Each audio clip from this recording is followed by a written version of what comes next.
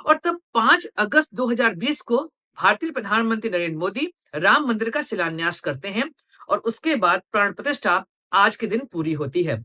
इस तरीके से आपने देखा कि नरेंद्र मोदी और राम मंदिर यह दोनों 1990 से साथ साथ चले आ रहे हैं। इसके अतिरिक्त सरकार ने चार धाम यात्रा को भी एक साथ जोड़ने का प्रयास किया है और केदारनाथ में भी कॉरिडोर बनाने की बात लगातार चल रही है। सरकार का समर्थन वहां पर है और सरकार लगातार केदारनाथ में भी कॉरिडोर बनाने की प्रक्रिया को लेकर आगे बढ़ रही है। लेकिन जिस तरीके से भाजपा ने हिंदुत्व के मुद्दे को और मंदिर के मुद्दे को आपस में एकीकृत किया है, इसके बाद भारत में हिंदुओं का वोट लगभग लगभग भाजपा की ओर जाते दिखाई दे रहा है। लेकिन 2024 का चुनाव अभी भविष्य के गर्भ में है। नमस्कार दोस्तों, भारत में भगवान राम और राम से जुड़ी हुई आस्था यह भारत की सामाजिक, सांस्कृतिक और राजनैतिक चेतना का केंद्र रहा है। शुरुआत के दिनों में यह केवल एक धार्मिक मुद्दा था। भारत में राम मंदिर मांग यह लगातार 500 सालों से चला आ रहा था। लेकिन 1947 में जब देश आजाद हुआ, उसके बाद यह पूर्ण रूप से एक राजनीतिक मुद्दा रह गया। 1989 में जब राम मंदिर की मांग अपने चरम सीमा पर पहुंच रही थी, उस समय देश में मंडल और कमंडल की राजनीति की शुरुआत हुई। इस राजनीति के केंद्र में भगवान राम थे और उस दौर में भाजपा, संघ और विश्व हिंदू परिषद ने भगवान राम को राजनीतिक और सांस्कृतिक सामाजिक मुद्दा यह सब एक साथ कर दिया। आरएसएस से जुड़ी भाजपा और विश्व हिंदू परिषद यह लगातार रामलला के मंदिर की मांग करते चले आ रहे थे। ऐसे में कई ऐसी घटनाएं भी हुई जिन घटनाओं की वजह से राम मंदिर का मुद्दा भारतीय राजनीति का केंद्र बन चुका था। ऐसे में आज 22 जनवरी 2024 को जब राम मंदिर में प्राण प्रतिष्ठा पूरी होती है, उसके बाद से राम मंदिर और धर्म से जुड़ी हुई राजनीति का एक नया दौर शुरू होगा।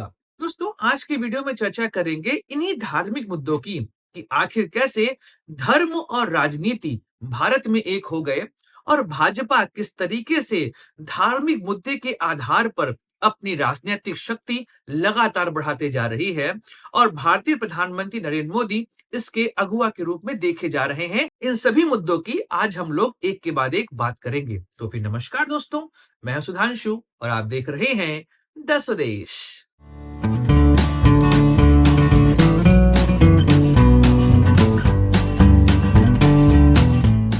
दोस्तों, इस वीडियो को हम लोग 3 पार्ट में डिवाइड करते हैं, जहां पर जो पहला पार्ट है वह राम मंदिर और भारतीय प्रधानमंत्री नरेंद्र मोदी से जुड़े हुए हिस्से पे बात करेगा। वहीं पर जो दूसरा हिस्सा है वह भारत में धार्मिक राजनीति और मंदिर मिशन की बात करेगा और तीसरे में बात करेंगे किस तरीके से धार्मिक हिंदू लगातार भाजपा की तरफ संगठित होते जा रहे हैं। तो दोस्तों, चलिए अपना पहला सेगमेंट यहाँ शुरू करते हैं। राम मंदिर में भारतीय प्रधानमंत्री नरेंद्र मोदी का आखिर क्या योगदान रहा है। आरएसएस प्रचारक के तौर पर नरेंद्र मोदी के राजनीतिक करियर की शुरुआत 1987 में हुई, जब बीजेपी ने उन्हें गुजरात में संगठन सचिव बनाया। अगर आप देखेंगे तो 1989 में विश्व हिंदू परिषद ने रामशिला पूजन शुरू किया। तो उस दौर में मोदी जी ने उसमें हिस्सा लिया और गांव-गांव जाकर राम मंदिर के लिए वे ईंटें इकट्ठा किया करते थे। बात है 25 सितंबर 1990 की, जब लाल कृष्ण आडवाणी के नेतृत्व में सोमनाथ से अयोध्या तक राम मंदिर मुद्दे की शुरुआत को लेकर एक रथ यात्रा की शुरुआत हुई। यह वही दौर है जब भारत में मंडल और कमंडल की राजनीति शुरू हो रही थी। तो इस दौर में सोमनाथ मंदिर से मुंबई तक रथ यात्रा का कोऑर्डिनेशन नरेंद्र मोदी के जिम्मे था। 1990 के दशक में मोदी के राम मंदिर से जुड़े भाषण काफी चर्चित होते थे।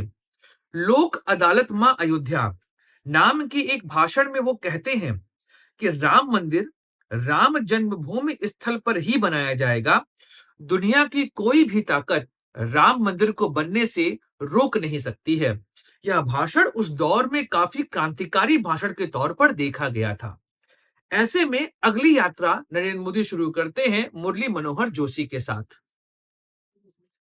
जब 1991 में विश्व हिंदू परिषद ने अयोध्या आंदोलन के समर्थन में दिल्ली के बोट क्लब पर एक बड़ी रैली का आयोजन किया, उस दौर में देश भर के सभी संत, धर्मगुरु, राम भक्तों के बीच में नरेंद्र मोदी को भी आप देख सकते हैं। फरवरी 1993 से जून 1993 के बीच में अयोध्या में राम मंदिर निर्माण के समर्थन में ही वीएचपी ने हस्ताक्षर अभियान चलाया था। इस दौर पे नरेंद्र मोदी ने 10 करोड़ लोगों का हस्ताक्षर लिया था। यह वह दौर है जब राम मंदिर भारत में राजनीतिक रूप का केंद्र हो चुका था। 14 जनवरी 1992 को मुरली मनोहर जोशी के साथ एकता यात्रा में नरेंद्र मोदी ने राम मंदिर के निर्माण की शुरुआत की बात कही और कहा, मैं अयोध्या तभी लौटूंगा जब राम मंदिर निर्माण की प्रक्रिया शुरू हो जाएगी। 2014 के लोकसभा चुनाव में नरेंद्र मोदी के विकास एजेंडे के अंतर्गत राम मंदिर का मुद्दा भी शामिल था। अगर आप नोटिस करेंगे तो 2004 से 2014 तक के बीच में आप अगर भाजपा को देखेंगे तो उस दौर में भाजपा कहीं ना कहीं राम मंदिर के मुद्दे से पीछे हट रही थी। उसके मैनिफेस्टो में तो वो शामिल रहता था, लेकिन जब बात एनडीए की आती थी तो वहां पर भाजपा एनडीए के उस जो गठबंधन है उस गठबंधन के अंदर इस मुद्दे को खुलकर सामने नहीं रख पाती थी। लेकिन 2014 में जब भाजपा ने अपना घोषणा पत्र डिक्लेयर किया तो वहां राम मंदिर का मुद्दा प्रमुखता से उभर कर आया था। उसी दौर में 2017 में यूपी विधानसभा चुनाव से पहले मोदी सरकार ने अयोध्या में रामायण म्यूजियम बनाने का ऐलान किया और राम मंदिर मामले की सुनवाई तेज हुई।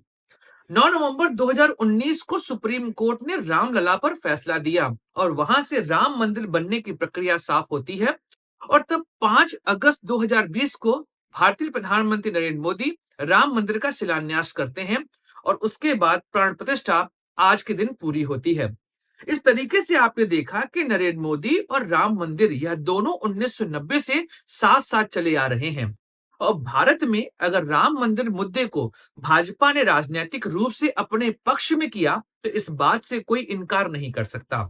दोस्तों, यहां से हम लोग अपने दूसरे सेगमेंट में आते हैं। वह दूसरा सेगमेंट है कि कैसे मंदिर मिशन का प्रयोग करके भाजपा वर्तमान समय में धार्मिक हिंदुओं को अपने तरफ इंक्लाइन करते जा रही है। दोस्तों, यहाँ पर उन मंदिरों के विषय में बात कर लेते हैं जिनका जीर्णोद्धार हाल के समय में सरकार द्वारा कराया गया है। यहाँ पर जो सबसे पहला मंदिर है वह है काशी विश्वनाथ। देखिए, यह तो सब जानते हैं कि औरंगजेब ने काशी विश्वनाथ मंदिर को तुड़वाकर वहां पर ज्ञानवापी मस्जिद का निर्माण कराया। इसके बाद से वाराणसी में लगातार मंदिर और मस्जिद विवाद चलता चला आ रहा है। मार्च 2019 में भारतीय प्रधानमंत्री नरेंद्र मोदी ने 700 करोड़ रुपए का विश्वनाथ कॉरिडोर प्रोजेक्ट इसकी शुरुआत करी और दिसंबर 2021 में 339 करोड़ रुपए के रेनोवेशन कामों का लोकार्पण किया। इसके साथ ही काशी विश्वनाथ में मंदिर से गंगा घाट तक लगभग 5 लाख वर्ग फीट में कॉरिडोर बनाया गया। अगर आप जानेंगे तो 1669 में औरंगजेब ने काशी विश्वनाथ को ध्वस्त किया था और उस पर एक मस्जिद का निर्माण कराया था। ऐसे में काशी के अंदर भी मंदिर और मस्जिद विवाद बहुत पुराना चला आ रहा है। इस तरीके से काशी विश्वनाथ कॉरिडोर बनाना भी हिंदुओं के अंदर एक धार्मिक रूप का जागरण आप देख सकते हैं। दूसरी बात कर लेते हैं उज्जैन में महाकाल मंदिर की। 11 अक्टूबर 2022 को पीएम मोदी ने उज्जैन के महाकाल मंदिर में 856 करोड़ रुपए के रेनोवेशन कामों का लोकार्पण किया। महाकाल लोक की कल्पना स्मार्ट सिटी प्रोजेक्ट के आने के साथ की गई थी। 946 मीटर लंबे कॉरिडोर के चलते भक्त महाकाल मंदिर के गर्भगृह तक पहुंचेंगे। अगर इस मंदिर के विषय का इतिहास जानना है तो 1234 में इल्तुतमिश ने महाकाल मंदिर को ध्वस्त कराया था, जहां पर 1734 में महाराज राणो जी ने इसका वापस से जीर्णोद्धार कराया और वर्तमान समय में सरकार भी इस प्रोजेक्ट के माध्यम से महाकाल मंदिर को रेनोवेट करा रही है। अगला जो मंदिर है वह है राम मंदिर, जिसके विषय में आप जानते हैं, जिसके विषय में हम लोगों ने बात की कि किस तरीके से अयोध्या जी का निर्माण फिर से किया जा रहा है और यहाँ पर राम मंदिर का निर्माण हो चुका है। इसके अलावा राम वन गमन पथ प्रोजेक्ट भी सरकार के माध्यम से सपोर्ट किया जा रहा है, जिसके माध्यम से आप देखेंगे श्रृंगवेरपुर धाम को भी जोड़ा जा रहा है अयोध्या के साथ। उसके अलावा यह श्रृंगवेरपुर धाम को आगे चित्रकूट तक जोड़ा जाएगा। यह सरकार का ड्रीम प्रोजेक्ट है। इसके अतिरिक्त सरकार ने चार धाम यात्रा को भी एक साथ जोड़ने का प्रयास किया है और केदारनाथ में भी कॉरिडोर बनाने की बात लगातार चल रही है। सरकार का समर्थन वहां पर है और सरकार लगातार केदारनाथ में भी कॉरिडोर बनाने की प्रक्रिया को लेकर आगे बढ़ रही है। इसके अलावा जब से कश्मीर 1970 खत्म हुआ, उसके बाद से कश्मीर के अंदर भी जो मंदिर तोड़ दिए गए थे, उन मंदिरों का फिर से जीर्णोद्धार कराया जा रहा है। यह सभी बातें आप देख रहे हैं कि वर्तमान समय में सरकार के एजेंडे में शामिल है, और यह एजेंडा एक समय भाजपा का एजेंडा था, जिसे संघ ने इसकी नींव जो है भारतीय राजनीति के अंदर रखी थी, और भाजपा इसको लेकर लगातार आगे बढ़ रही है। अब आते हैं तीसरे सेगमेंट में कि कैसे भाजपा हिंदुओं को लगातार अपने इस मुद्दे की तरफ आकर्षित करते जा रही है।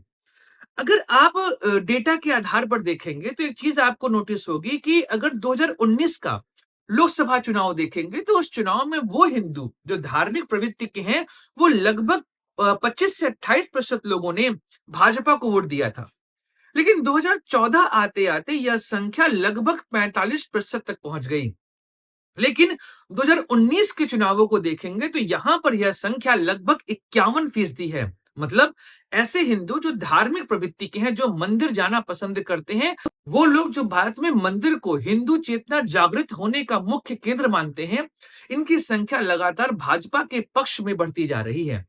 ऐसे में भाजपा वर्तमान समय में मंदिर मिशन के आधार पर हिंदुओं को एकीकृत करके इसे एक अपने कैडर के रूप में उपयोग कर रही है। और अगर आप 2024 के लोकसभा चुनाव को देखेंगे तो यहां पर भी हिंदुत्व का मुद्दा, और हिंदुत्व के मुद्दे में खासकर मंदिर का मुद्दा प्रमुखता से उभारा जाएगा। ऐसे में विपक्षी गठबंधन इस मुद्दे की काट कैसे ला पाएगा? अगर आप देखेंगे पिछले एक हफ्ते में लगभग भारत में विपक्ष की बातें लगभग नहीं के बराबर हो रही हैं। इस तरीके से अब विपक्ष 2024 के चुनावों को किस तरीके से अपने पक्ष में करेगा, इस पर अब संशय ही हो रहा है। पिछले 2 दिनों से भारत में विपक्षी दल लगभग लगभग गायब दिखाई दे रहा है। राहुल गांधी की भारत जोड़ो न्याय यात्रा चल रही है। इस समय राम मंदिर के मुद्दे पर यह यात्रा लगभग नहीं के बराबर भारतीय जनमानस के पास पहुंच पा रही है। ऐसे में अब विपक्ष राम मंदिर के मुद्दे को किस तरीके से अपने पक्ष में करेगा, या 2024 का चुनाव फिर से नरेंद्र मोदी के ही पक्ष में जाता दिखाई दे रहा है, यह सब समय बताएगा। लेकिन जिस तरीके से भाजपा ने हिंदुत्व के मुद्दे को और मंदिर के मुद्दे को आपस में एकीकृत किया है, इसके बाद भारत में हिंदुओं का वोट लगभग लगभग भाजपा की ओर जाते दिखाई दे रहा है। लेकिन 2024 का चुनाव अभी भविष्य के गर्भ में है, और अभी इस चुनाव में 2 से 3 महीने बचे हैं। उस बीच में राजनीति किस तरह परिवर्तित होगी, यह समय बताएगा। दोस्तों, आज का वीडियो समाप्त करते हैं। इजाजत दीजिए सुधांशु को। जय हिंद, वंदे मातरम, भारत माता की जय।